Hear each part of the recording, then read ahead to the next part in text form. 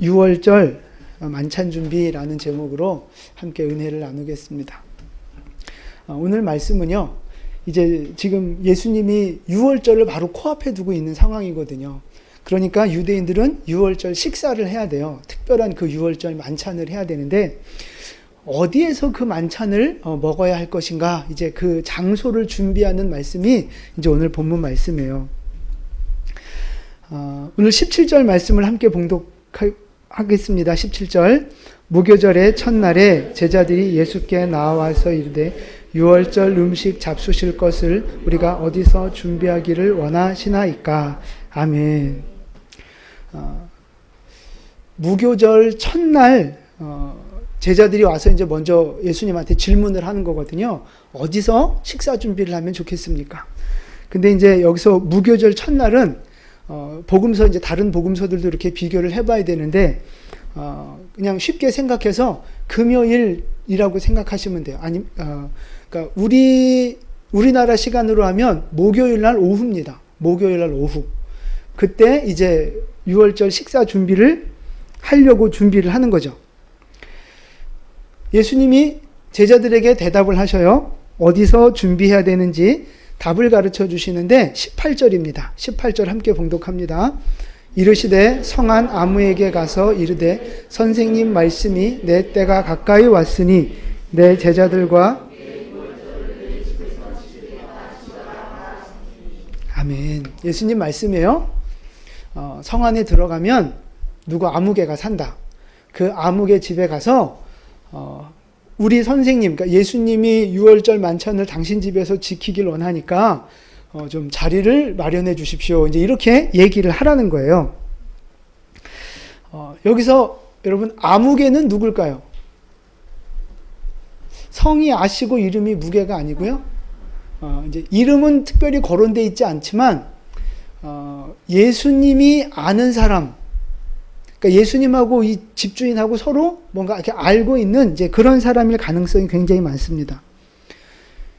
제자들이 이제 심부름을 가잖아요. 여기서 이제 질문. 누가? 제자 중에 누가 이 집을 찾아갔을까요? 요한이요? 베드로요?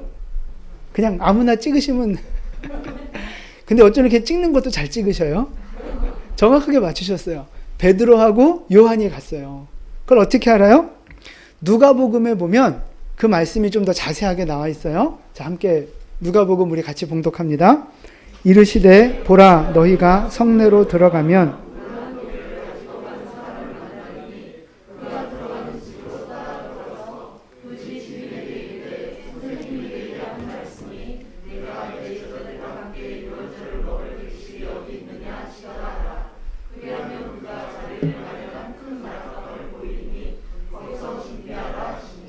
아멘.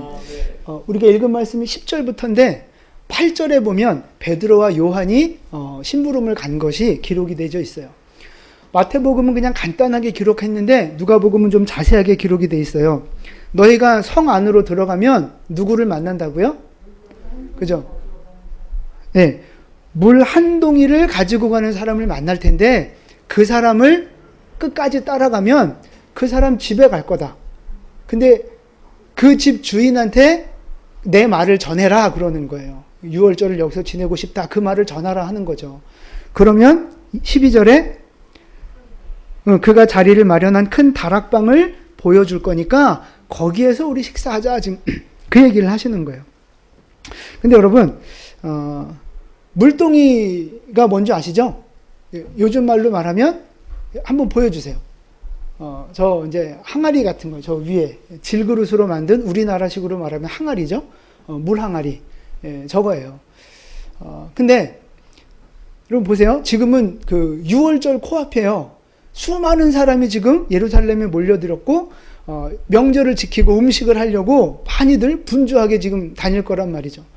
물동이 지고 가는 사람이 한 사람밖에 없었겠어요? 와, 저 수많은 사람들이 여러분 우리도 명절에 이렇게 그 재래시장 이렇게 장 보러 가면 막 치이잖아요. 막 사람한테 치이고 밟히고 막 그런 분위기를 생각하시면 돼요. 그 조그만 그 성 안에 뭐 200만 명 넘는 사람들이 모여있다고 생각해 보세요. 바글바글 한 거죠. 근데 거기에서 물동이 지고 가는 사람을 따라가라. 도대체 어떤 사람을 따라가야 되는 거예요? 약간 좀 대책이 없는 이제 그런 말씀 같은데, 방법이 있어요. 예수님이 대책 없이 말씀하지 않으세요.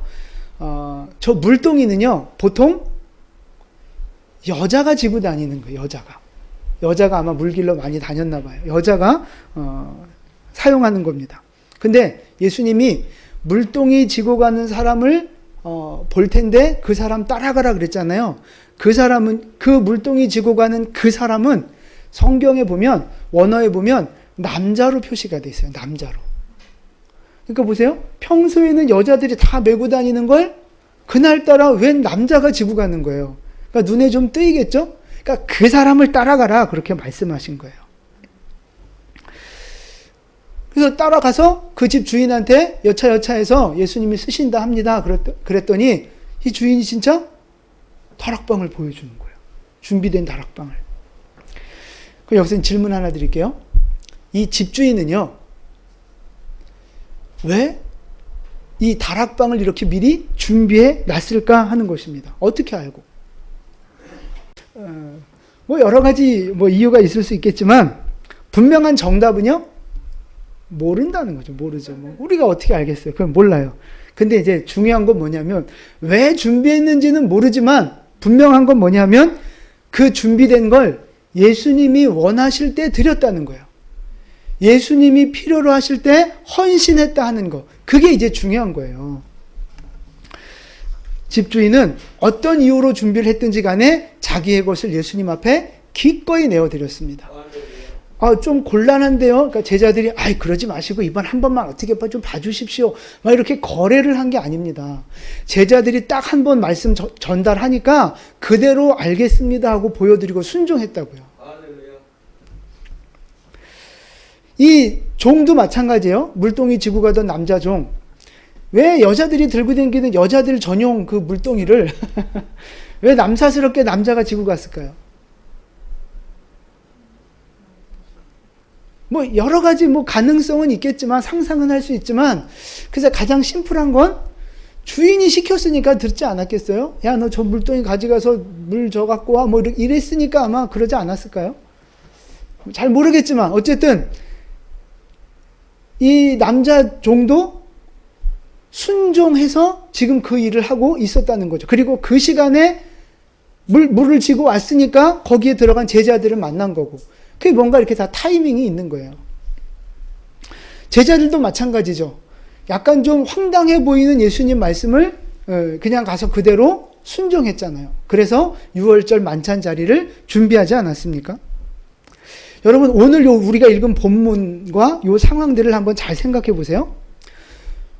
오늘 예수님이 요렇게 말씀하셔서 말씀하신 대로 됐잖아요. 이것도 신기한 거예요? 안 신기한 거예요?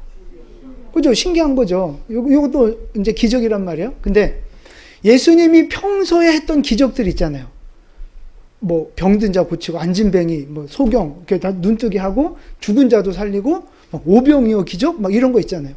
예수님이 평상시에 보여주셨던 기적하고 오늘 보여주신 기적하고 뭐가 더 임팩트가 있습니까? 1번이에요? 2번이에요? 헷갈려요? 평소에 예수님이 행하셨던 능력, 그 기적들, 이게 더 임팩트가 있습니까? 오늘 기적이 더 임팩트가 있습니까?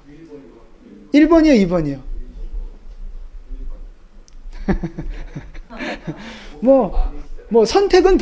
선택은 자유예요. 내가 마음대로 하다니요. 뒷산이 그런 거 아니에요. 누가 봐도 1번이 임팩트가 있죠. 죽은 사람이 살아나는데, 안진뱅이가 벌떡 일어나는데, 그게 더 임팩트가 있잖아요. 오늘 같은 기적은 뭐 사실 성경에 굳이 안 써도 되는 거 아니겠습니까? 아니, 성경 그렇잖아도 두꺼워가지고 읽기도 힘든데, 그러잖아도 일독하기도 힘들어 죽겠는데, 뭐 이리 쓰잘데기 없는 거 써갖고 양을 자꾸 불리냐, 이 말이죠. 굳이 안 써도 되는 말씀들을 이렇게, 기록을 했단 말이에요. 왜 이렇게 자세하게 기록을 했을까? 별로 임팩트도 없는 이제 그런 기적 같은데 왜 기록했을까 하는 거죠. 하나님의 뜻은요, 우리의 순종과 헌신을 통해서 이루어진다는 걸 보여주려고 하시는 거예요. 우리의 순종과 헌신을 통해서 하나님의 뜻이 이루어져 간다고요. 하나님은요, 혼자 일하시는 분이 아닙니다. 사람을 통해 일하시는 분이에요. 주님이 심플하게 일하시려고 했으면 그냥 제자들 끌고요, 야 가자, 나 따라와. 그리고 그냥 그 집으로 가시면 돼요. 어차피 준비돼 있으니까, 다 아시니까. 그럼 심플하게 일 끝나고 여기 적을 것도 없어요. 그런데 왜 굳이 제자들한테 이상한 퀴즈 맞히듯이 막 그렇게 해가지고 막 왜 이렇게 일들을 이렇게 만드시고 왜 이렇게 길게 기록하셨느냐 하는 거죠. 하나님이 구속사를 이루어 가셔야 하고 유월절 양으로 죽으시고 십자가 지셔야 하는데 그 모든 과정과 상황들은 사람의 순종과 헌신을 통해 이루어지더라. 지금 그걸 보여주시는 거예요. 하나님은 절대 전능자이시지만 혼자 일하지 않습니다. 사람을 통해 일하신다고요. 우리의 순종과 헌신을 통해서 하나님은 일하시는 겁니다. 그래서 이 성경의 역사, 인류의 역사를 보세요. 노아 같은 사람, 하나님이 노아의 순종과 헌신을 통해서 무슨 일을 이루셨어요? 그죠? 홍수를 피하고 구원의 역사, 방주 지어서 그 가족을 구원하는 역사를 이루셨잖아요. 아브라함의 순종과 헌신을 통해서 무슨 일들을 이루어 가셨어요? 하나님이 선택하신 히브리 민족을 세워가셨다고요. 말씀을 전달해주는 그런 사명을 맡기셨다고요. 모세의 순종과 헌신을 통해서 무슨 일을 이루셨어요? 출애굽의 역사를 이루셨잖아요. 다윗의 순종과 헌신을 통해서 무슨 일을 이루셨어요? 그죠? 하나님의 나라가 어떤 건가를 보여주는, 왕으로 오실 예수님이 어떤 분인가를 보여주는 일들을 하셨다고요. 그러니까 하나님은요, 하나님의 일을 하실 때 우리 인간들의 순종과 헌신을 사용해서 일하신다는 말씀입니다. 그럼 오늘날에도 하나님이 일하실 때, 오늘날에도 하나님이 하나님의 뜻을 이루셔야 하는데 그때 누구를 쓰신다고요? 그렇죠. 순종하는 사람, 헌신하는 사람을 쓰시는데 오늘 이 시대에 누가 순종하는 사람이 되고 누가 헌신하는 사람이 되어야 하느냐 하는 것입니다. 누구예요? 내가. 무슨 말인지 못 알아들으셨구나. 순종과 헌신을 통해 일하시는데 오늘날에도 누가 헌신하는 사람이 되어야 하고 누가 순종하는 사람이 되어야 하겠느냐 하는 거죠. 네, 접니다. 바로 우리가 내가 순종하고 내가 헌신할 때 하나님은 나를 통해서 하나님의 뜻을 이루신다는 사실입니다. 나를 통해 일하신다고요, 여러분. 능력도 없고 죄인이고 연약하고 가진 것 없지만 하나님은 이런 연약한 우리를 들어서 주의 뜻 이루는 일에 쓰기를 원하신다고요. 할렐루야. 하나님이 여러분 쓰기를 원하시는 줄 믿으시기 바랍니다. 우리 옆에 분에게 인사하세요. 하나님이 집사님 쓰십니다. 네.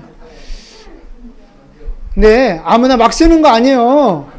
아무나 막 쓰는 게 아니라고 순종하는 사람을 쓰신다고요. 헌신하는 사람을 쓰신다고요. 그러니까 여러분, 큰 일이든 작은 일이든 하나님 앞에 순종하시고 헌신하시기를 축복합니다.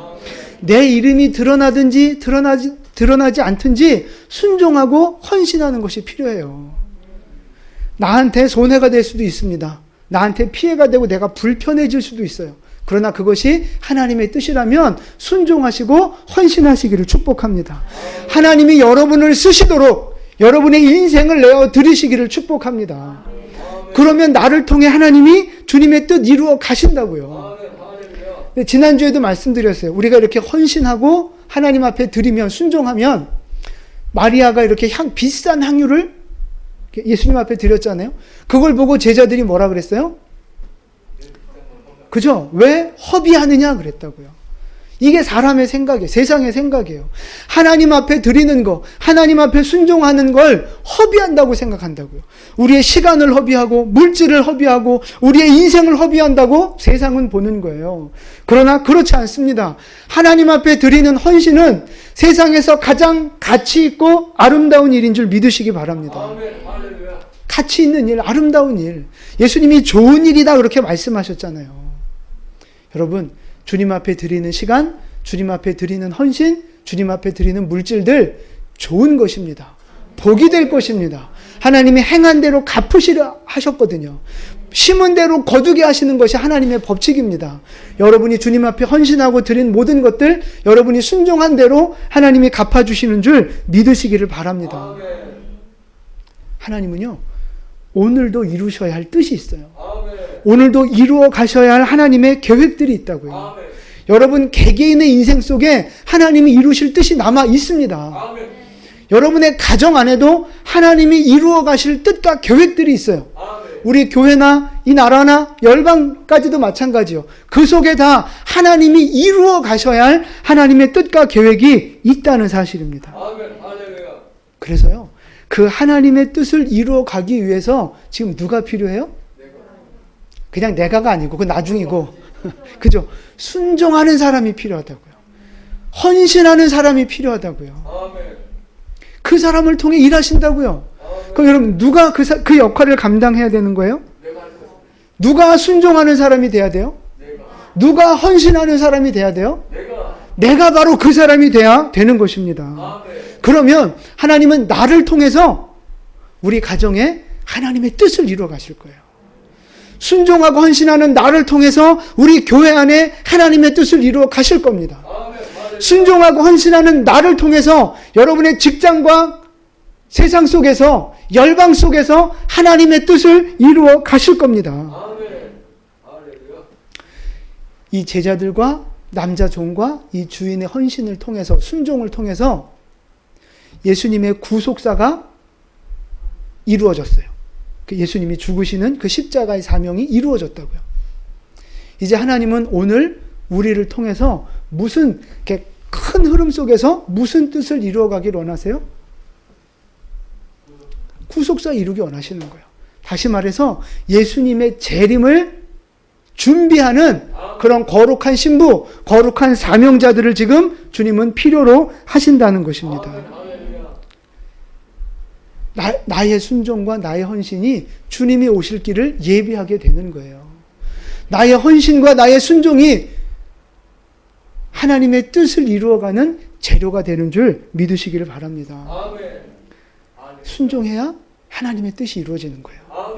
내가 주님 앞에 내어드리는 헌신이 있어야 주님의 뜻이 이루어지는 것입니다. 여러분, 그렇다면 여러분은 지금 순종하고 헌신하고 계십니까? 여러분 지금 순종하고 헌신하고 계십니까? 간혹 우리는 순종을 거부하고 헌신을 거부하면서 하나님의 뜻을 방해하는 삶을 살 때가 있어요. 우리는 그러죠. 하나님 왜 나한테 복을 안 주십니까? 하나님 왜 이렇게 나를 힘들게 하십니까? 특별한 하나님의 뜻도 있겠지만 대부분의 경우에는 내가 불순종하고 내가 헌신하지 않아 하나님의 뜻이 이루어지지 않는 거예요. 막혀버린 거라고요. 여러분 그 파이프를 통해서 물이 이렇게 공급이 되는데 거기 뭔가 이렇게 막혀 있다고 생각해 보십시오. 뭐가 끼어 있다고 생각해 보세요. 물이 흘러갈 수 없잖아요. 하나님은 하나님의 뜻을 이루어 가시고 하나님의 역사를 전진시켜 가시는데 거기에 누가 걸리적거리는 인생이 있으면 안 된다고요. 불순종하고 헌신을 거부하는 사람이 있으면 하나님의 뜻이 자꾸만 막혀지고 보류되어지고 변경되고 그러는 거예요. 순종하는 사람이 있을 때 하나님의 뜻이 흘러가는 거예요. 헌신하는 사람이 있을 때 하나님의 역사가 그렇게 진행되는 것입니다. 근데 여러분 우리는 자꾸 불순종한다고요. 헌신하지 않는다고요. 그러면서도 주님의 뜻이 이루어지기를 아니죠. 어쩌면 내 뜻이 이루어지기를 원하는 거죠. 내 뜻이 이루어지기를. 하나님의 뜻이 이루어지기 위하여 순종하고 헌신해야 하는데 그걸 안 한단 말이에요. 하나님의 뜻이 뭔 줄 알아요. 어떻게 하는 것이 하나님의 뜻인 줄 알면서도 애써 외면하는 거예요. 애써 외면한다고요. 감동 안 받은 척하고 말씀 못 본 척하고 안 들은 척하고 애써 하나님의 감동을 뜻을 외면한다고요. 왜요? 내 뜻 이루고 싶어서. 내 욕심 이루고 싶어서, 내가 잘 되고 싶어서 우리는 자꾸만 하나님의 역사를 가로막는 회방꾼 같은 역할을 할 때가 있다는 사실입니다. 그러면 더 잘 될 줄 알아요. 그러면 더 형통할 줄 알아요. 아니라고요. 우리가 순종하고 헌신할 때 하나님의 뜻이 이루어지는 줄 믿으시기를 바랍니다. 그래서 여러분, 하나님 말씀 앞에 순종하시고 헌신하십시오. 여러분, 하나님 앞에 순종하시고 헌신하십시오. 지금 여러분이 알면서도 불순종하고 있는 부분들이 있을 거예요. 알면서도, 주님이 헌신을 원하시는 줄 알면서도 하지 않는 부분들이 있을 겁니다. 뭐 꼭 여러분한테 뭐 돈 갖다 바쳐라 뭐 이런 거 말고 그런 헌신 말하는 게 아니고요. 여러분이 여러분 삶 속에서 말씀에 헌신하고 기도에 헌신하고 뭔가 여러분이 그 사역에 헌신하는 그 뭔가 원하는 것들이 있을 거예요. 하나님이 원하시는 것들이. 거기에 헌신하시라고요. 내어 드리시라고요. 그러면 여러분의 삶이 좀 더 불편해질 수 있을 수 있어요. 여러분의 삶이 뭔가 좀 손해가 온다고 느껴질 수 있어요. 그럼에도 불구하고 헌신하십시오. 그것이 하나님의 뜻입니다. 그 헌신을 통해 주님의 뜻이 이루어지는 거라고요. 그 헌신하는 사람에게 하나님이 복 주시는 줄 믿으시기를 바랍니다. 행하시는 대로 갚으신다 하셨잖아요. 여러분의 순종과 헌신대로 하나님이 갚아 주실 겁니다. 그리고 그 인생이 정말 이 땅에서 가장 아름답고 가치 있는 인생이라는 거죠. 세상에서 성공하고 명예도 얻고 뭐 출세하고 다 좋아요. 여러분 다 그렇게 되셨으면 좋겠어요. 그러나 그것도 아름다운 인생이겠지만 그거는 결국 떨어지는 꽃과 같은 거 아니겠습니까? 그러나 하나님 앞에 인정받는 거, 하나님 앞에 쓰임받는 거, 이거는 하늘에서 별과 같이 영원토록 빛나는 거예요. 영원한 영광이라고요. 여러분은 어떤 것을 선택하시겠습니까? 하나님 앞에 순종하시고 헌신하실 때 하나님이 여러분의 인생을 그렇게 아름답고 가치 있는 인생으로 만들어 가실 겁니다. 그런 여러분 되시기를, 그런 우리 모든 성도님들 되시기를 예수님의 이름으로 축원을 드립니다. 우리가 이제 어버이날 되면, 생일 되면 그러잖아요. 생일 되면 오늘 누가 나 생일 알아주나? 누가 무슨 생일 선물 해줄까? 뭐 가족들한테는 막 생일 선물 달라고도 막 그러잖아요. 근데 원래 여러분 그걸 아셔야 돼요. 생일날은 선물 달라고 하는 날이 아닙니다. 그럼 뭐 하는 날이에요? 그렇죠. 부모님께 감사하는 날이에요. 첫 번째. 그 다음에 또 하나가 더 있어요. 중요한 게. 하나님이 나를 이 땅에 보내셨는데, 분명한 목적을 갖고 계획을 갖고 나를 이 땅에 사명을 갖고 보내셨는데 나는 지금 그 사명대로 목적대로 잘 살고 있는가. 자기 인생을 점검하는 기회로 삼으셔야 돼요. 괜히 뭐 먹을까, 뭐 선물, 뭐 이런 쓸데없는 거 기대하지 마시고 자기 인생을 돌아보라고요. 하나님 앞에서. 그게 진짜 가치 있는 생일이에요. 제가 이제 어버이날을 준비하면서 사실은 되게 감동적인 영상도 이렇게 준비를 좀 했었는데, 제가 그거 보다 보니까 너무 제가 이렇게 마음이 그래가지고 하여튼 나 못 봐 그러고 안 봤어요. 안 보여주기로 한 거예요. 근데 이제 어버이 주일을 제가 준비하면서 하나님 주신 마음이 이제 그거예요. 어버이날 그러면 이제 우리 자식들이 뭐 카네이션 주나 뭐 밥 사주나 용돈 주나 이제 그런 거 기대하지 않습니까? 우리 부모 말고 저쪽 딴 데 계신 분들 다 그런 거 기대하잖아요.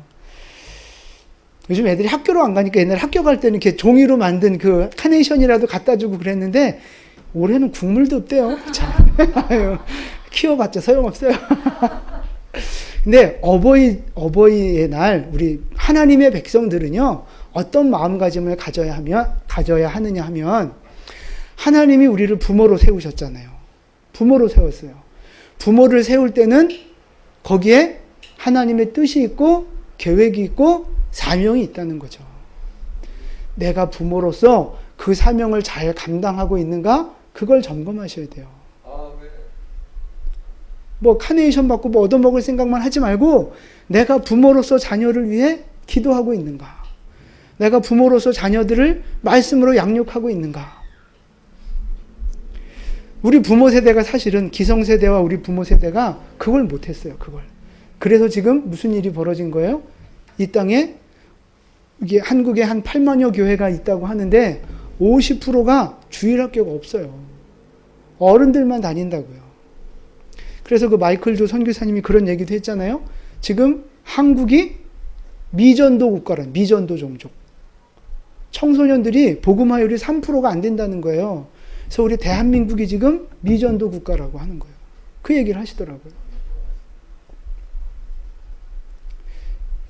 여러분 이대로 10년, 20년, 30년 흘러간다고 보세요.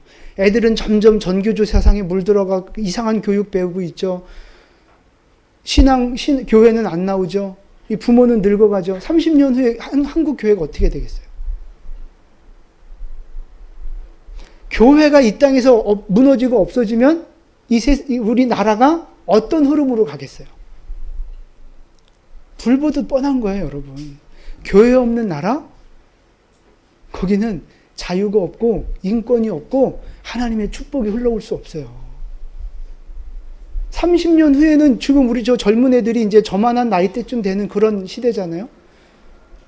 그런 시대에 우리 대한민국이 잘못하면 깜깜한 나라가 될 수 있어요. 어떻게 해야 돼요? 그래서 이번에 그 마이클 조 선교사님 모시는 것도 다음 세대를 준비하지 않으면 이 나라의 미래가 없고 교회의 미래가 없어요.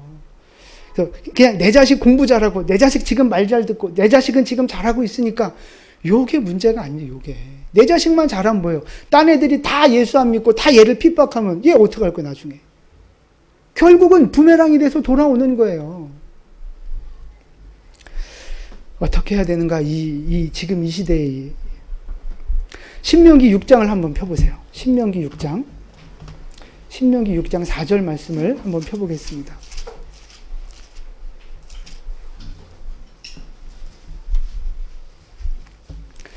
신명기 6장 4절부터 9절까지 말씀이에요. 제가 오늘 자녀들을 부모의 사명을 어떻게 감당할 수 있는가를 간단하게 좀 말씀을 드리려고 해요. 신명기 6장 4절부터 9절까지 말씀. 4절부터 9절 우리 한 목소리로 봉독하겠습니다. 이스라엘아 들으라. 우리 하나님 여호와는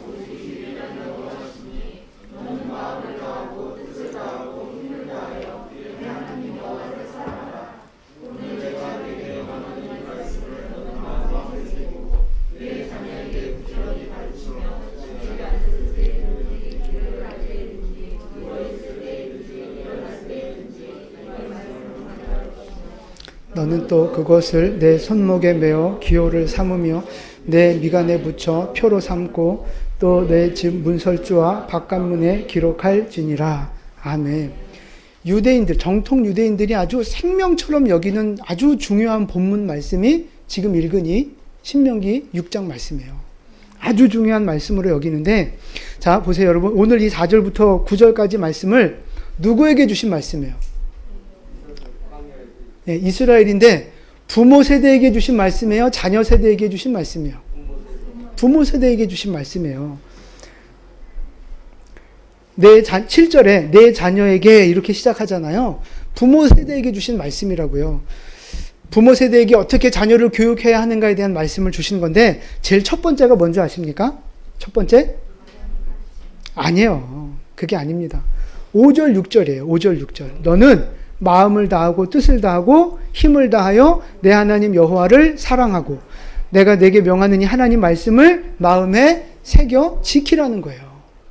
부모 세대가 내가 먼저 하나님 사랑하고 말씀을 가까이 하고 내가 먼저 믿음으로 무장해야 자녀들을 믿음으로 양육하고 말씀을 전수해 줄 거 아닙니까? 내가 나일론 신자가 되고 내가 기복신앙에 꽉 잡혀 있는데 어떻게 자녀들에게 오직 여호와만 사랑하라고 가르칠 수 있겠어요? 그게 안 되는 거예요. 그래서 자녀를 성공시키고 자녀에게 믿음을 물려줄 수 있는 가장 첫 번째 1단계는 뭐냐면 부모가 제대로 믿어야 되는 거예요. 부모가 깨어 있어야 되는 거예요. 아까 우리 헌금 찬송 우리 2절 불렀잖아요. 아침 저녁 읽으시던 어머님의 성경책 손때 묻은 구절마다 그 모습 본 듯합니다. 그러잖아요. 부모가 먼저 말씀을 읽는 생활, 부모가 먼저 기도하는 생활, 부모가 먼저 하나님 말씀에 순종하고 교회를 섬기는 생활, 그런 걸 먼저 보여주셔야 된다고요. 보여주셔야. 그래야 자녀들이 그걸 보고 배우고 따라가는 거죠. 첫 번째는 우리 부모 세대가 먼저 회개하시고 깨어나야 되는 거예요. 이 대한민국 이 대부분의 이 지금 기성세대들이 기복신앙에 쩔어 있어요. 기복신앙에. 예수 믿고 복 받고 잘 되고 형통해야 된다는 거예요. 물론 그걸 부정하는 게 아닙니다. 그런데 하나님을 위해서 형통하려고 하는 게 아니고요. 자기의 형통을 위해서 하나님을 이용하는 거죠. 그게 문제인 거예요. 공부하는 애들도 마찬가지예요. 말로는 하나님의 영광을 위해서 한다 그래요. 말로는. 다 말로는. 근데 그 중심에 들어가면 자기 잘 되고 싶어서 하나님을 이용하는 거라고요. 그거 하나님 모르시겠어요? 그래서 여러분 잘 분별하시고 정신 차리셔야 돼요. 우리 부모 세대가 기복신앙을 벗어버리고 말씀으로 돌아오시고 기도로 돌아오시고 복음주의 신앙이 다시 회복되어져야 한다는 사실입니다. 십자가 신앙이 다시 회복돼야 돼요. 여러분 가정 안에서 늘 예배하시고 자녀들에게 하나님을 가까이 하는 모습들을 보여주십시오. 그것이 가장 좋은 최고의 교육이에요. 아멘. 자, 그 다음에 두 번째는 어떻게 해야 되느냐? 7절입니다. 우리 7절 같이 봉독합니다. 내 자녀에게 부지런히 가르치며 집에 앉았을 때에든지 길을 갈 때에든지 누워 있을 때에든지 일어날 때에든지 이 말씀을 강론할 것이며. 아멘. 자녀에게 부지런히 가르치라는 거예요. 부지런히 가르치라는 거예요. 근데 얼만큼 부지런히 가르쳐요? 그렇죠. 그거예요. 집에 앉아 있을 때든지 길을 걸어갈 때든지 누워 있을 때든지 일어날 때든지. 그럼 아닌 때는 언제예요? 잠잘 때 빼고. 그렇죠. 잠잘 때 빼고는 늘 하나님을 기억나게 하고 하나님 말씀을 가르치고 하나님을 이야기하고 그러라는 거예요. 늘 그렇게 하나님을 가까이 하도록 힘써 가르치라는 것입니다. 그러니까 맨날 자녀들하고 뭐 이런저런 얘기도 다 해야 되겠지만 늘 결론은 어디로 가야 돼요?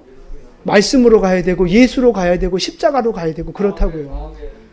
자녀들과 늘 대화의 끝은 복음으로 가야 되는 거예요. 그래야 자녀들이 잘 되는 거예요.